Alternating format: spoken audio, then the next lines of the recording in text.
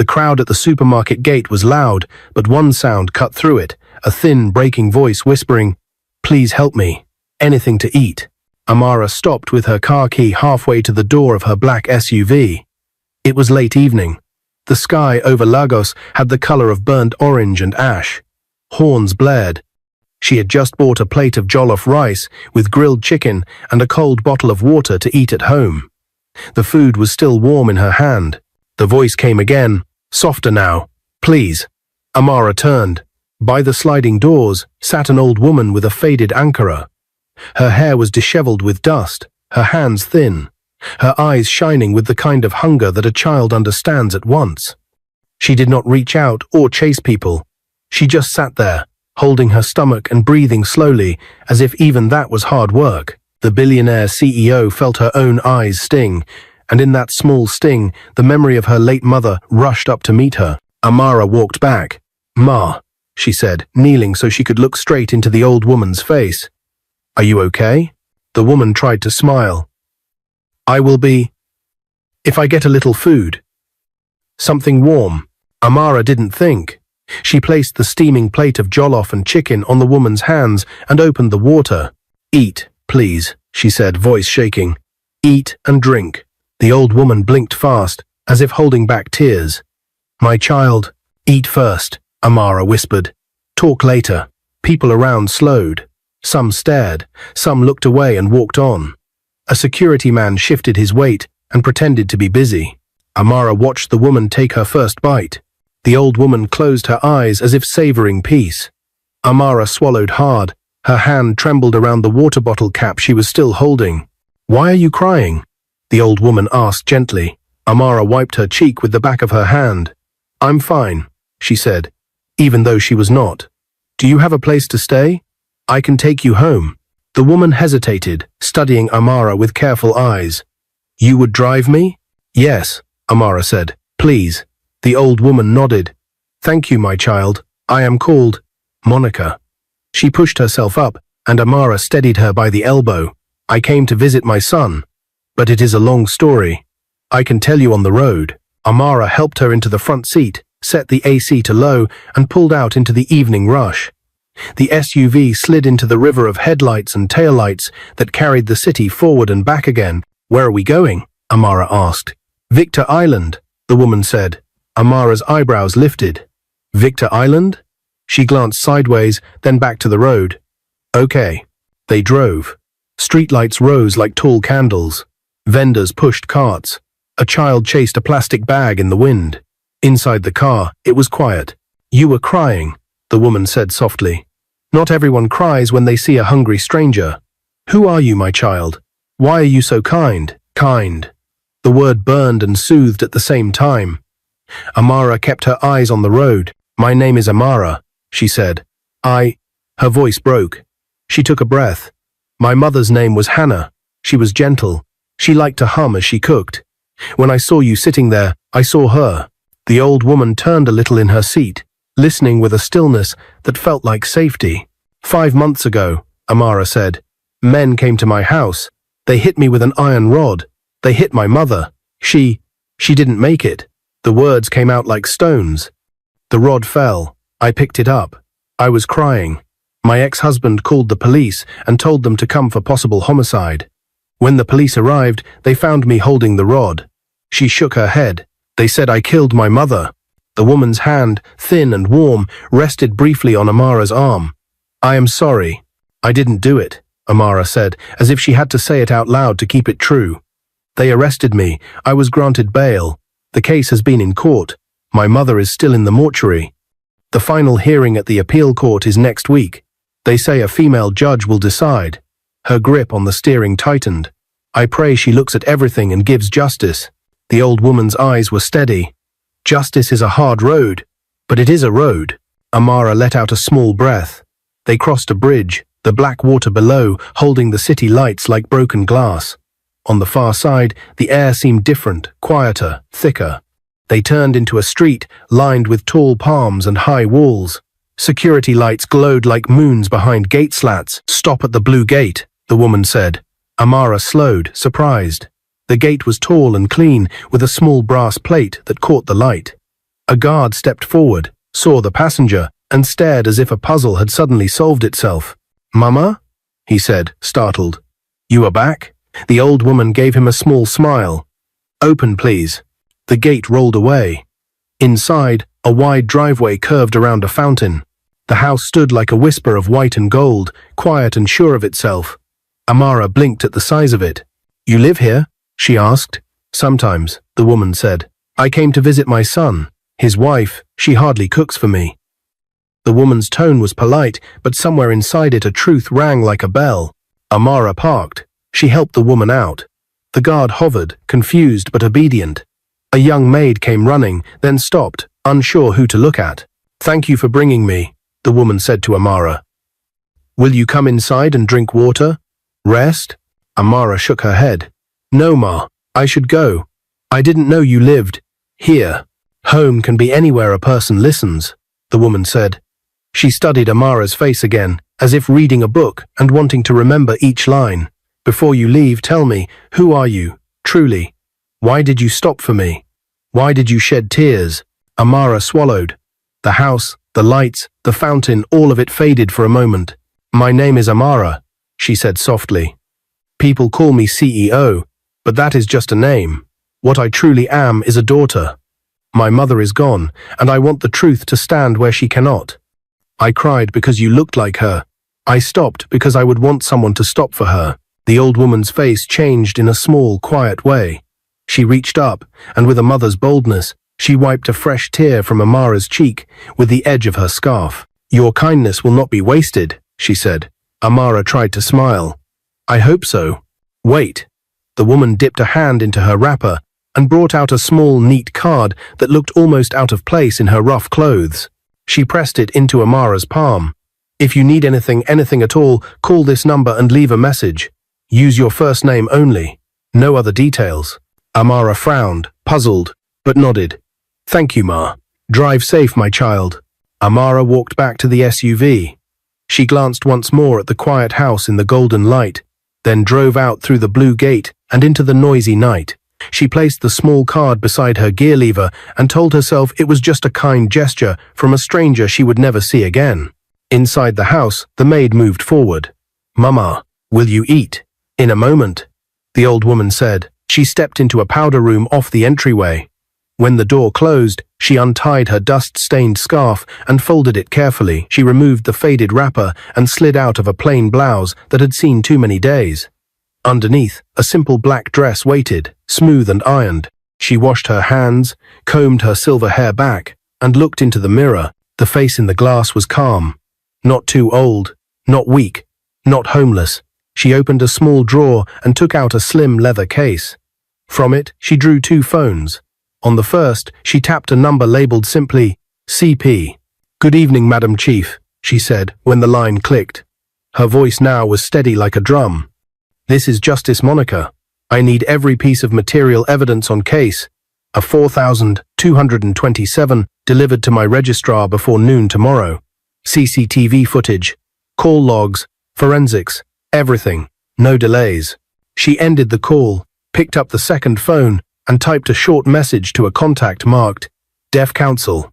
"Submit full defense record, including raw files, tonight. No summaries. J. Monica." Her fingers hovered.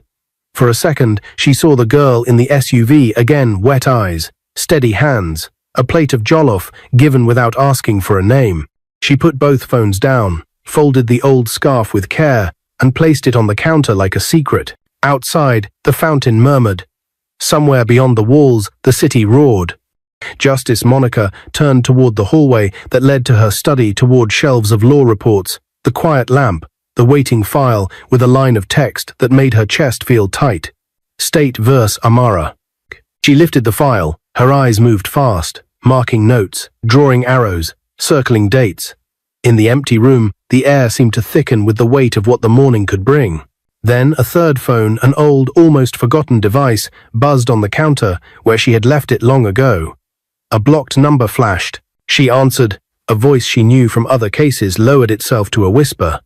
"My lord, someone is trying to pull the CCTV from the provider before midnight. Orders came from a private line. It traces back to..." The line cracked. Who? Justice Monica asked, voice low.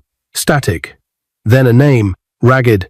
Jonathan. The call died. Justice Monica's hand tightened on the file.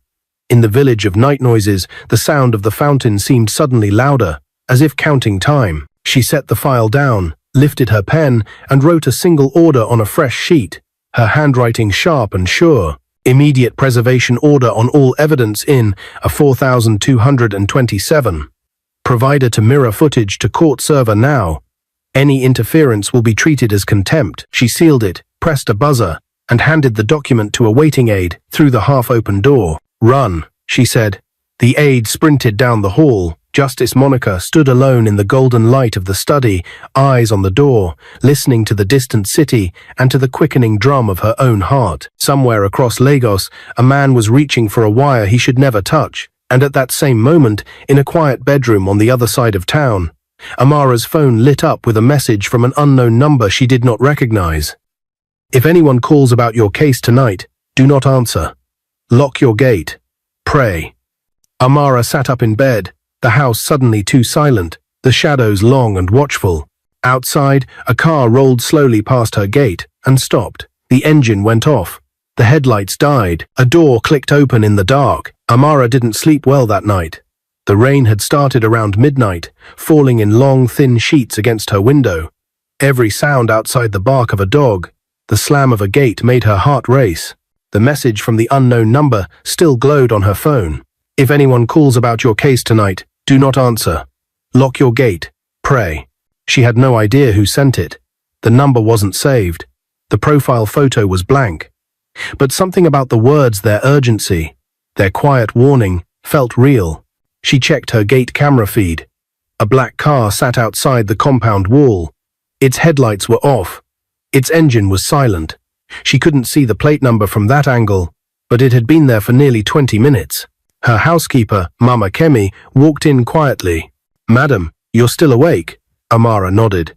Mama, did you see that car by the gate? Mama Kemi moved to the window, squinting through the rain. Ah, I thought maybe it was the neighbor's guest. It's been there for long. Amara felt a chill run down her arm. Lock the kitchen door. Don't open for anyone tonight, please. Mama Kemi nodded, her face tense. Yes, Ma. When she left, Amara sat on the bed and pressed her palms together, whispering a prayer. God, protect me. Don't let him hurt me again. Her phone vibrated. A new message came in. Do not panic. Stay calm. Help is near. Before she could reply, the security light outside flickered and went off. For a moment, the entire compound drowned in darkness. Then, through the thin curtain, she saw the faint silhouette of a man moving by the gate, slow, deliberate, almost careful not to make a sound. Her breath caught. She tiptoed to her bedside drawer, grabbed the small taser she kept there, and moved closer to the window. The shadow passed under the broken light again. He wore a hood. Something metal gleamed in his hand. Her mind raced. Could it be him? Jonathan, her ex-husband, the man she once trusted with everything, had turned her life into a nightmare. He had sworn in court that he would make her pay for leaving him. Amara stepped back, heart pounding. She called her security guard, no answer. Called again. Still nothing. The phone buzzed again. Stay inside. Don't move. It was the same unknown number. Seconds later, the main gate burst open with a metallic crack. The sound of running feet filled the compound. Amara dropped to the floor, crawling behind the bed. Then she heard voices, two men, arguing. She's inside, the boss said. Finish it fast. One of them shouted. Her hands trembled. She couldn't even breathe. Suddenly, the gate outside clanged again. A new voice roared from the darkness. Police, drop your weapon. Gunshots cracked in the rain. Screams. A heavy thud. Amara froze, covering her ears. The chaos lasted less than a minute, but it felt like forever. Then came silence, deep, echoing silence broken only by the rain. Madam Amara, a voice called from outside. You're safe. Please come out. It was Inspector Daniel, the officer who had once questioned her when her mother was killed. She peeked through the window and saw the familiar uniform. Slowly, shaking, she opened the door. The compound was a mess. Muddy footprints, shattered bulbs, and two men lying flat on the ground, handcuffed, drenched in rainwater. One of them turned his face slightly, grimacing in pain. She recognized him. He was one of Jonathan's old bodyguards. "Madam," Inspector Daniel said softly, "we got an anonymous call tonight. Said your life was in danger. We arrived just in time." "Anonymous call?" she asked. "Who called?" He hesitated. "No name. Just said, 'Protect her before midnight. Evidence must not die with her.'" Then the line cut. Amara's heart skipped. That voice from the phone, could it be the same woman she helped the old woman? She didn't know. "Inspector, what were they trying to do?" He looked at her, serious. "They came to destroy evidence, your home, CCTV server and laptop. It seems someone doesn't want tomorrow's hearing to happen." Her knees weakened. "Jonathan," she whispered. The inspector nodded slowly. "We can't say for sure yet, but his name keeps coming up. He signaled to his men to carry the suspects away. We'll station a patrol here till morning," he said. "Try to get some rest." Amara thanked him, but she knew there would be no sleep. By sunrise, Lagos had already erased the night's chaos. Buses honked, market women shouted prices. But in Amara's living room, quiet ruled. She sat on the couch, staring at the card the old woman Madame Monica had given her. It was plain white, with only a number printed neatly in the middle. No address, no title. She held her phone over it, her thumb hovering. Should she call? What would she even say? Before she could decide, her lawyer, Barrister Eze, walked in with 2 cups of coffee. "You look like you didn't sleep." "I couldn't," she said. "The police came last night. Someone tried to break in again." "What?" His eyes widened. "You're kidding." "I'm not. They said the men were after my evidence." The lawyer cursed under his breath. "We must move fast. The final hearing is in 3 days. If the evidence is tampered with, everything falls apart." Amara nodded faintly. "Someone warned me before it happened. I think it was her." "Her? Who?" She hesitated. "The old woman I helped yesterday. She called herself Monica." The lawyer frowned. "Monica? You mean Justice Monica, the appeal court judge assigned to your case?" Amara looked at him sharply. "Justice Monica? Yes. Everyone knows her name. She's known for being fearless but fair." "Why?" Amara's lips parted, but no sound came out. Could it be true? Could that frail, soft-spoken woman she gave food to be the judge? Her heart thumped louder. Eze noticed her expression. "Amara, what is it?" She whispered, almost to herself. "I think I met her." That evening, while Eze worked on compiling new documents, Amara stood by her window again, staring at the city lights. The memory of the old woman's calm voice replayed in her head. "Your kindness will not be wasted." Maybe that was more than a blessing. Maybe it was a promise. She didn't know that across town, in a high-walled residence bathed in soft white light, Justice Monica sat alone in her study, reviewing the case file again. She replayed the CCTV footage, froze the frame where Amara's mother fell, then zoomed in on the second figure, hiding by the doorway, the unmistakable face of Jonathan. She paused the video, took a deep breath, and whispered to herself, "Now I understand why God sent her to me." Her phone buzzed. A new message popped up from an unknown number. The order came from the top. "They want the verdict delayed.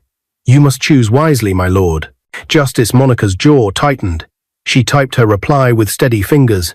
"Justice is not a favor. It is truth, and I will deliver it." She locked her phone and closed the file. Her eyes distant but strong. Tomorrow would decide everything for Amara, for Jonathan, and for herself. Meanwhile, at a private club in Victoria Island, Jonathan sat at a corner table with 2 men in suits. A cigar burned slowly between his fingers. "So they failed?" one man asked. Jonathan's smile was thin, almost amused. "Failure is part of the process, but they won't fail twice." The second man leaned closer. "You think the judge will rule against her?"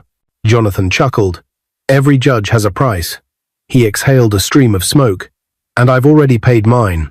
He stood, buttoning his jacket.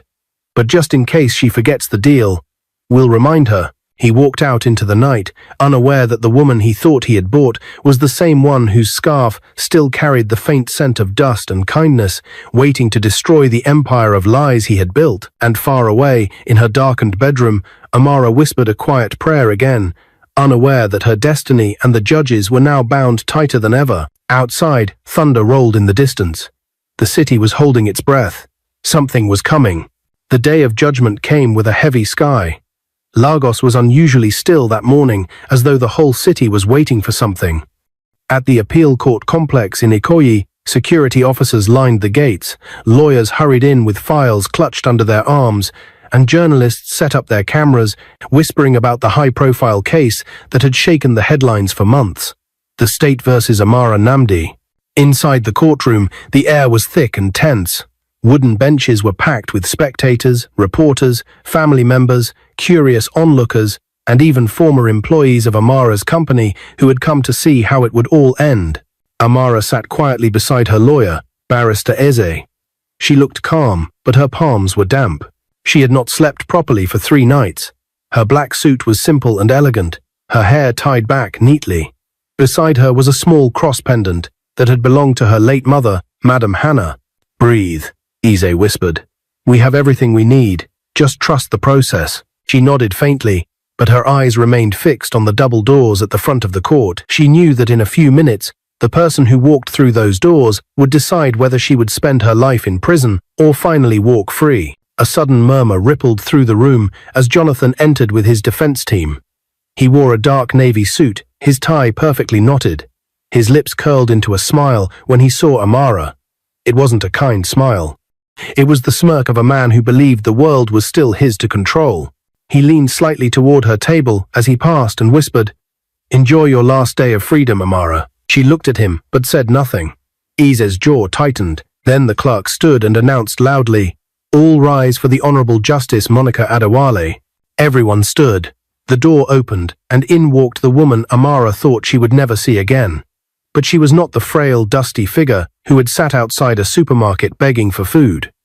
No, this was Justice Monica, tall, poised, and commanding in her flowing black robe and white wig. Her face was calm, but her eyes were sharp and alive. Amara froze. Her breath caught in her throat. It was her. The same woman she had helped, the same voice that had called her, "my child." For a brief second, their eyes met. Justice Monica's gaze softened, just slightly enough for Amara to know that the woman remembered her too. Then the judge turned to the bench, sat down, and the court resumed. The proceedings began slowly: procedural statements, evidence reviews, and witness recalls. But beneath every word, a quiet storm was building. Barrister Eze presented the defense's argument first. He stood tall and confident, his voice firm as he pointed to the timeline of the attack. "My lord," he said, addressing Justice Monica, "the evidence before this court clearly shows that my client, Mrs. Amara Anamdi, had no involvement in the death of her mother, Madam Hannah. The real culprit orchestrated this tragedy out of greed and revenge." He motioned to the court clerk. "With your permission, my lord, I would like to present the new CCTV footage obtained from the network provider under court preservation order." A projector hummed to life. The lights dimmed slightly. Everyone turned toward the screen. The video began. The date stamp read, March 12th, 8:43 p.m. The footage showed Amara's house front door, living room, and corridor. Then, through the hallway camera, 2 men appeared. They were dressed in black, faces covered. One carried an iron rod. Gasps echoed through the courtroom. The men entered the house quietly. Seconds later, muffled screams filled the air. The attackers struck Madam Hannah, who had been seated on the sofa. Amara ran into the frame, trying to shield her mother, but she was hit too. The video froze at the exact moment Amara collapsed beside her mother, the iron rod lying beside them. Then another frame appeared. A tall figure entered the doorway, face visible for only a second before he turned. But that second was enough. The courtroom fell silent. The man in the frame, his face unmistakable, was Jonathan Namdi. He looked straight into the camera before disappearing from view. The silence broke into chaos. Reporters whispered. Cameras flashed. Jonathan's lawyer jumped to his feet. "Objection, my lord. This footage could have been tampered with." Justice Monica raised her hand. "Order." Her voice cut through the noise. "Objection overruled. This footage was obtained directly from the network provider under a sealed preservation order signed by this court. Continue." Barrister Eze. Eze nodded. "Thank you, my lord." He turned to the jury box. "Now, let's connect the final piece." He played an audio file next. The voice of a man could be heard laughing on a recorded phone call. "I told you I'd destroy her." She thought she could divorce me and still live happy? Never. That woman will rot in jail. The voice was cold, confident. It was Jonathan's. Amara covered her mouth, trembling. Her entire body felt light, as though the air had left the room. Justice Monica leaned back in her chair, her expression unreadable. She scribbled something on her notepad, then looked up. Any further evidence? Yes, my lord, Eze said. Bank records showing the payment made to the attackers 2 days before the murder from an account belonging to Mr. Jonathan Namdi. He handed the documents to the court clerk, who passed them to the judge. Jonathan shifted uncomfortably in his seat. His lawyer whispered furiously, but it was useless. The truth was now a fire burning too bright to hide. Justice Monica looked up, her voice firm. Mr. Jonathan Namdi, do you wish to address this court? He stood reluctantly. My lord, this is nonsense. She's lying. She planned everything to frame me. Watch your tone, the judge warned. You are under oath. I'm innocent, he barked, pounding the table. That video is fake. That recording, someone edited it. Enough, she said sharply. Sit down. He glared but obeyed. The judge turned to Amara. Mrs. Namdi, do you have anything to say before this court delivers its judgment? Amara stood slowly, holding back tears. Her voice shook but carried strength. My lord, I didn't come here to seek revenge. I came here for justice for my mother. She was kind, patient, and never hurt anyone. She raised me alone after my father died. She didn't deserve to die like that. All I ask is that truth be heard today. Her words echoed in the quiet hall. Justice Monica nodded once and looked down at her papers. This court will now deliver its ruling. The courtroom went still. The ticking clock on the wall sounded louder than ever. Justice Monica's voice was calm and measured, having examined all the evidence, including CCTV footage, forensic reports, audio records, and financial transactions presented before this court. It is evident that the defendant, Mrs. Amara Namdi, has no link whatsoever to the death of Madam Hannah Namdi. She paused. Every eye in the room was on her. This court, therefore, finds Mrs. Namdi innocent of all charges of homicide. A wave of relief and gasps spread across the room. Amara's knees buckled and she covered her face, crying. Justice Monica continued, her voice rising with authority. However, this court also finds overwhelming evidence that Mr. Jonathan Namdi orchestrated the attack that led to the death of Madam Hannah Namdi and the false implication of his former wife. This court finds him guilty of murder, conspiracy, and obstruction of justice. Jonathan's face went pale. He staggered backward, shouting, No, this can't be. I paid. He stopped himself, realizing too late what he had just said. Justice Monica struck her gavel. Silence. For your crimes, this court hereby sentences you to life imprisonment without the option of fine. Reporters erupted into whispers, and flashlights filled the air. Officers moved toward Jonathan. He turned to Amara, his face twisted in anger and disbelief. You think you've won? This isn't over, Amara. I'll come back for you. But the officers grabbed him and dragged him toward the exit. His voice echoed as the doors slammed shut behind him. Amara sank to her knees, sobbing into her hands. Eze knelt beside her, whispering, It's over. You're free. Justice Monica watched quietly from the bench, her face unreadable, though her heart was full. When the court adjourned, she removed her wig slowly and looked toward Amara. For a brief moment, their eyes met again, and in that silent exchange, Amara realized the truth she had prayed for all her life. Kindness always returns home. But as she walked out of the courtroom, surrounded by flashing cameras and the buzz of voices, she didn't know that the story wasn't truly over, because in a cold prison cell that night, a furious Jonathan sat under the dim light, clutching a pen and paper, beginning to write the first of many letters. Rain tapped softly against the glass of Amara's office window. Months had passed since that unforgettable day in court, but every time thunder rumbled over Victoria Island, it still sent a shiver down her spine. Her company, Amara Holdings, had slowly come back to life. The same investors who had abandoned her during the trial were now flooding back with apologies and proposals. Newspapers called her the woman who fought the system and won. But Amara didn't feel victorious. Not yet. She spent most days buried in work and most nights staring at her mother's photograph. The ache of loss never left her. It only learned how to hide behind her smile. On her desk sat a small frame of Madam Hannah, smiling in a colorful Ankara wrapper. Beneath it was the engraved line Amara had written herself. Truth might walk slowly, but it always arrives. She was signing a contract when her assistant, Grace, entered. "Ma, a letter came in for you," she said, placing a white envelope on the desk. "No return address." Amara frowned. "Thank you, Grace." Grace nodded and left. Amara stared at the envelope. Her name was written in uneven handwriting, like someone who hadn't held a pen in years. Her chest tightened. She reached for a paper knife and sliced it open. Inside was a folded sheet. She opened it slowly. The handwriting was familiar. The name at the bottom made her heart stop. Jonathan. Her hands trembled as she read.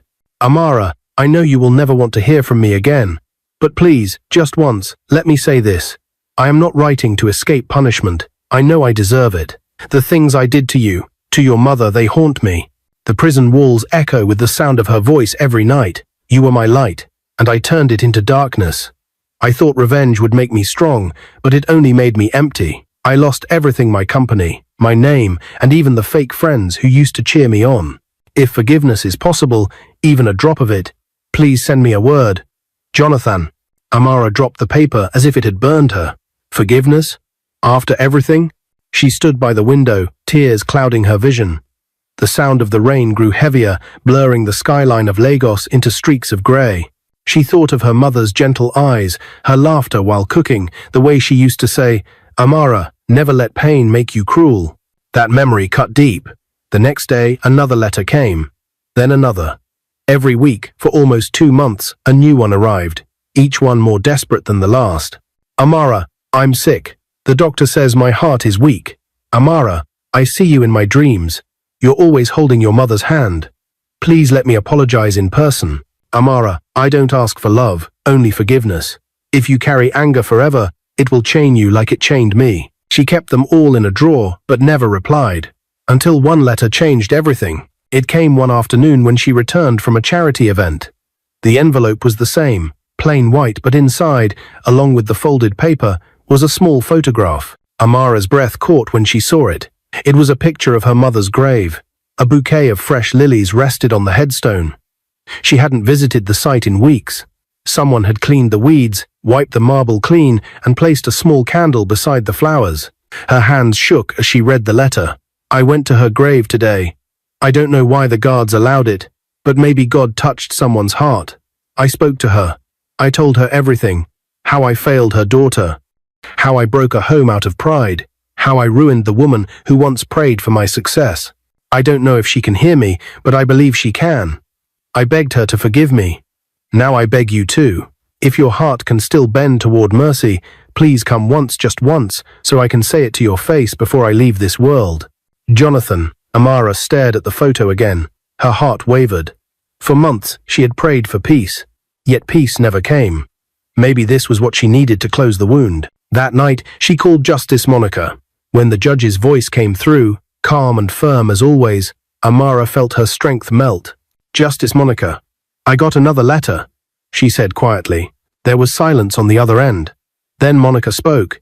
"You've been receiving them regularly?" "Yes, every week.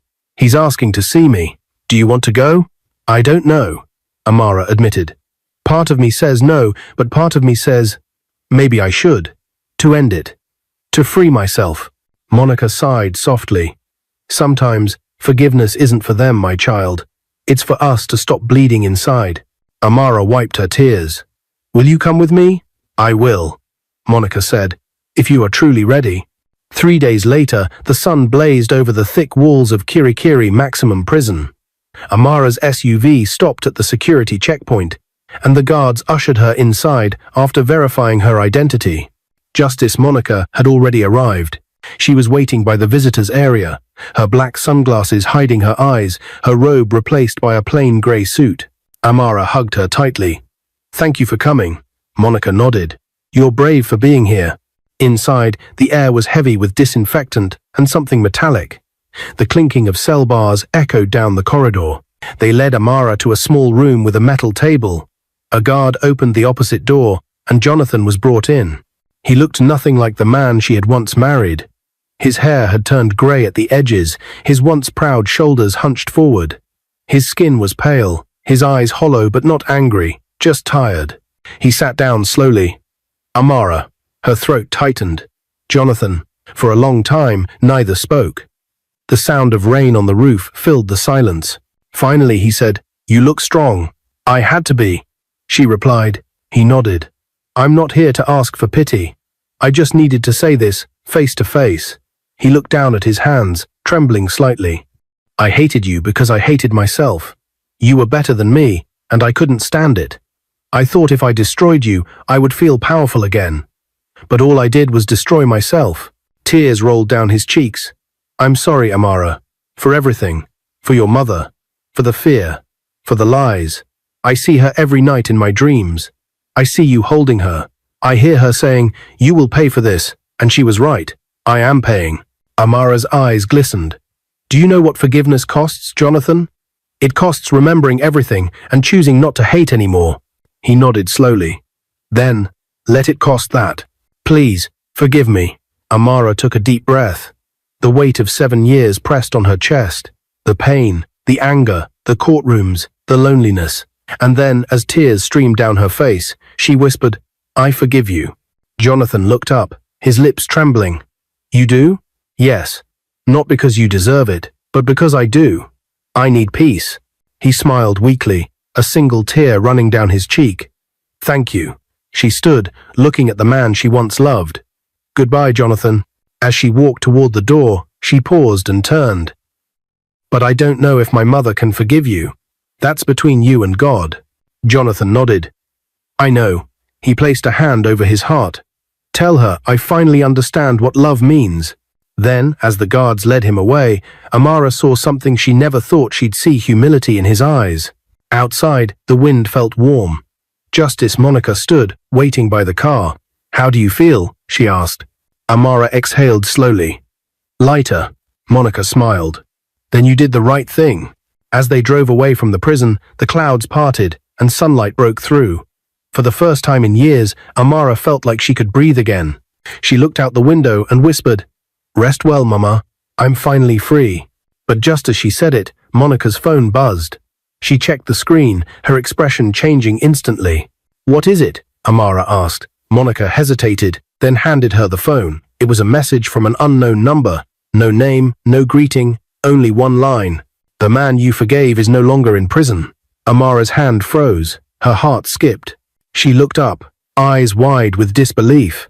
"What do you mean? He's no longer in prison?" And in that moment, the peace she thought she had found began to crack.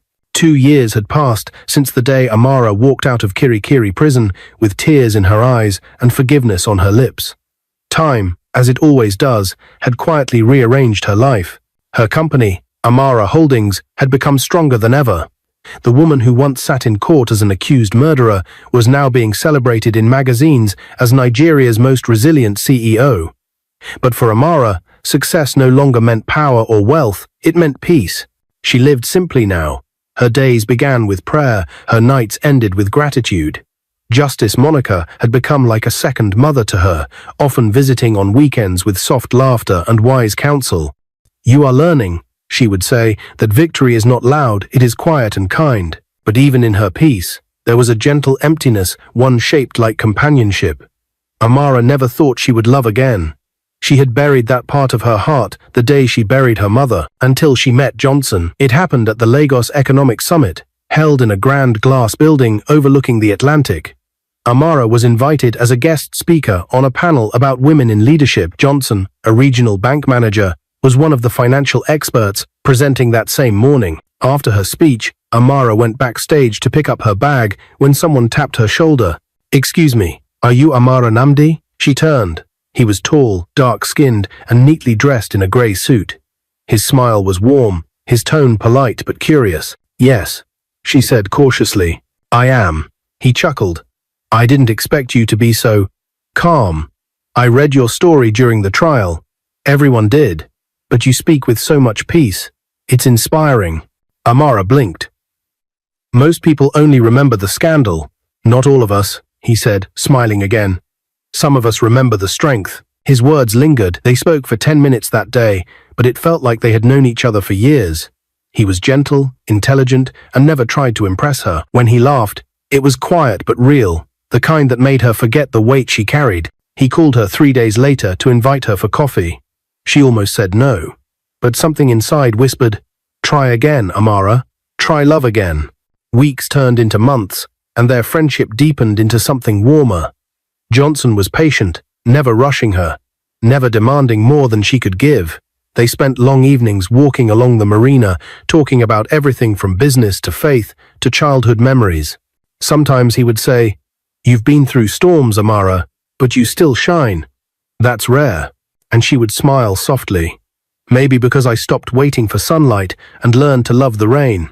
It was on one of those evenings, while watching the waves crash against the rocks, that Johnson turned to her and said, "You don't have to answer now, but someday I'd like to call you my wife." She looked at him, her heart trembling between fear and hope. "Someday," she said quietly, "might not be so far away." 5 months later, they married in her mansion's garden. It was a small, beautiful ceremony. Only close family, a few friends, and Justice Monica were invited. The air was filled with the scent of fresh flowers and the sound of soft instrumental music. The sun sank low, painting the sky gold as Amara walked down the aisle in a simple white gown. Her steps were steady, her eyes bright with tears. Johnson waited under an archway of white roses, his smile trembling with emotion. Justice Monica, dressed in a graceful blue wrapper, watched from the front row, her eyes moist. To her, it was more than a wedding. It was redemption unfolding in front of her eyes. When Amara reached Johnson, he took her hands and whispered, "I'm not here to replace your past. I'm here to build your future." She smiled. "Then let's build it together." As they exchanged vows, the gentle wind seemed to carry whispers of blessing. It was as though Madame Hannah herself was there, smiling from somewhere beyond the light. After the ceremony, guests laughed, music played, and Monica hugged Amara tightly. "You have your peace now," she said. "I do," Amara whispered. "And this time it's built on love, not fear." 9 months later, under a calm Lagos morning sky, Amara held a baby in her arms. The hospital room was quiet, except for the baby's soft cooing and the rhythmic beeping of monitors. Johnson stood beside her, eyes glistening as he gently brushed the baby's cheek. "She's perfect," he said, his voice breaking. Amara smiled through tears. "She looks like Mama." They had talked about names for weeks, flipping through pages of baby name books and laughing over suggestions. But the moment Amara saw her baby's tiny fingers curl around her own, she knew the name instantly. She looked up at Johnson. "Let's call her Hannah." He nodded without hesitation. "Hannah," he repeated, as though tasting the word. "For your mother, for everything she stood for." Amara pressed the baby close, her heart overflowing. "For kindness," she whispered. "For justice, for peace." A single tear slid down her cheek. "Mama, I kept your promise. I didn't let pain make me cruel." Johnson placed a soft kiss on her forehead. "And your kindness saved you, Amara. It saved us both." They stood there quietly, the sunlight spilling across the room. It was a moment wrapped in peace, the kind of peace that comes after storms have finally passed. A week later, they held a small naming ceremony at their home.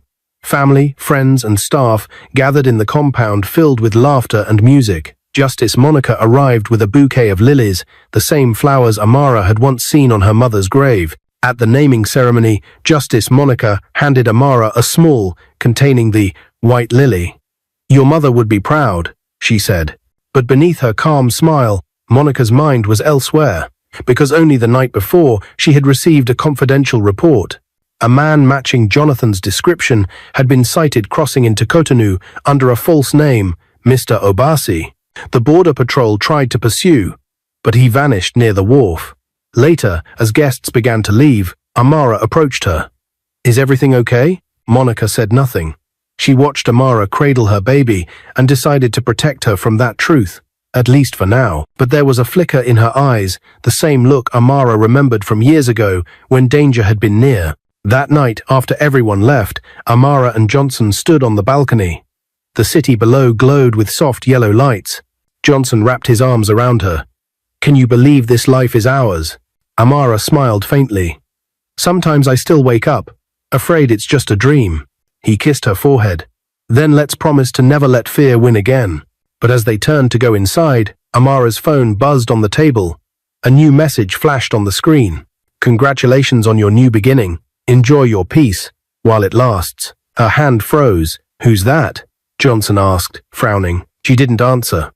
Her throat tightened as she scrolled to the bottom of the message. No name, no number, but one small attachment. A picture of her garden, taken that morning. From outside the fence, she stepped back, trembling. It's him, she whispered. Jonathan. Johnson's face went pale. In that moment, the laughter from the baby's room echoed faintly down the hallway, blending with the distant thunder outside. Amara clutched Johnson's arm, her eyes wide. He's watching us. And somewhere in the darkness, beyond the gates, a shadowed figure lowered a phone, watching the lighted window where Amara stood. He smiled, calm, patient, calculating. Forgiveness, he murmured, was her first mistake. Then he disappeared into the rain. What do you think would happen next in part 2? What is your view about this story? Where are you watching from? If you enjoyed this story, comment, share, and subscribe to our channel for more interesting stories.